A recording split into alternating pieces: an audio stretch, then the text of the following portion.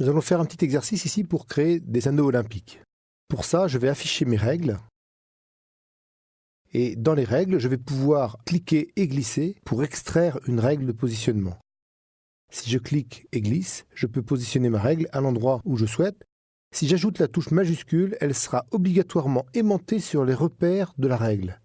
Évidemment, ces repères dépendent, avec un clic droit, de l'unité de mesure que vous aurez définie dans la règle. Je vais créer également un repère vertical et maintenant, je vais demander de réaliser une ellipse de sélection. Je peux cliquer à partir du centre et glisser. Le problème, c'est que si je pars de ce point, c'est l'angle et non pas le centre. Il me suffit d'appuyer sur la touche Alt pour que ça devienne le centre. Enfin, le problème second, c'est que ça n'est pas une ellipse. Maintenant, et après avoir commencé à réaliser ma sélection, je peux appuyer sur la touche majuscule qui va contraindre à réaliser un cercle. Je voudrais faire maintenant 2 cercles de sélection concentrique pour pouvoir ne sélectionner qu'un anneau. Je vais donc me positionner au centre et appuyer sur la touche Alt. La touche Alt va permettre de soustraire à ce qui est sélectionné, en l'occurrence le cercle, la zone que je vais définir maintenant. Je vais donc cliquer et glisser. Elle soustrait bien mais ne part pas du centre. Je relâche donc et réappuie maintenant sur la touche Alt qui sert également à définir que c'est le centre qui m'intéresse. J'y ajoute bien sûr la touche majuscule et je vais donc avoir réalisé ici une sélection correspondant à l'anneau. Il me suffit de choisir une couleur, par exemple un vert,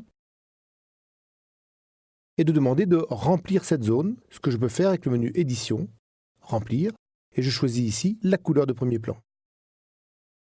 Pour réaliser un second anneau, on peut recommencer la même opération. On peut également, à l'aide d'un outil de sélection, se mettre au cœur de la sélection et la déplacer. La touche majuscule m'aiderait à me déplacer de façon à ne pas quitter l'axe horizontal. Et je vais donc réaliser maintenant un deuxième anneau avec une deuxième couleur bien entendu, par exemple du bleu. Je peux remplir également avec la touche Alt Efface qui remplit directement avec la couleur de premier plan. Je renouvelle mon déplacement pour la troisième sélection et je vais le remplir ici maintenant avec du rouge.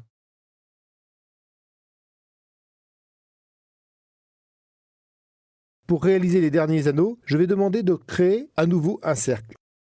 Je désélectionne mon anneau dans le menu Sélection et maintenant vais en réaliser un nouveau. Je démarre donc de ce point en appuyant sur la touche Alt pour partir du centre, puis la touche majuscule pour réaliser l'axe de mon tracé. Je peux, en cours de tracé, le déplacer si je souhaite avec la barre d'espace. Ainsi, cela me permet de repérer bien l'endroit où se situe l'axe de l'anneau. Avec cette réalisation, je vais demander, en la positionnant à l'endroit qui me convient, de faire un contour. On a toujours la possibilité de demander à partir d'une sélection d'effectuer une modification de cette sélection en créant un cadre. Un cadre, c'est-à-dire sur quelques pixels que je vais choisir, la possibilité de demander de faire une sélection en forme d'anneau. L'inconvénient de celle-ci, c'est que sur la couleur que je vais déterminer maintenant, on va voir que la couleur va baver. Je vais donc mettre ici du jaune et demander de remplir avec mon raccourci Alt et Remplissage. Vous pouvez constater, en regardant de près ici, que le trait n'est pas net du tout. Ça n'est donc pas la méthode la plus appropriée. On va voir maintenant comment faire pour réaliser un anneau de façon simple aussi avec un seul cercle.